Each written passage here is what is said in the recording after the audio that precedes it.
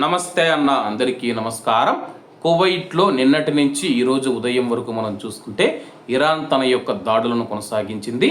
అలాగే Kuwait air defence system, Kuwait సైన్యం మనం చూసుకుంటే ఇరాన్ దాడులను సమర్థవంతంగా తిప్పికొట్టినట్లయితే రక్షణ మంత్రిత్వ శాఖ ప్రకటించింది.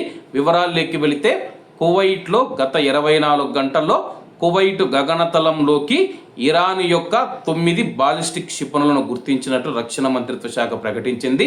ఎయిర్ డిఫెన్స్ సిస్టమ్ ఎలాంటి భౌతిక నష్టం కలిగించకుండా వాటిని విజయవంతంగా అడ్డుకొని నిర్వీర్యం చేశాయని చెప్పి రక్షణ మంత్రిత్వ శాఖ ప్రకటించింది.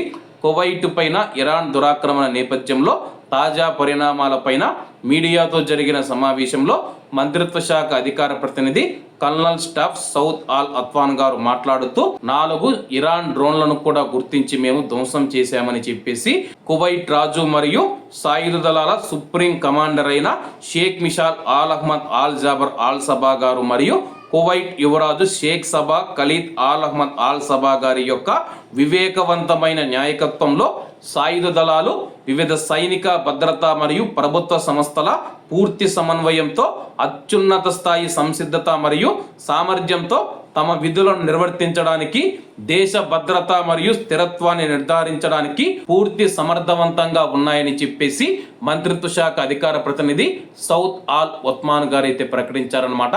ప్రస్తుతం మనం చూసుకుంటే కానీ సాయుధ దళాల సుప్రీం కమాండర్ ఎవరంటే కానీ కువైట్ రాజు గారు అనమాట. ఆయన ఆదేశాల మేరకు 24 గంటలు మేము పనిచేస్తూ ఉన్నాము.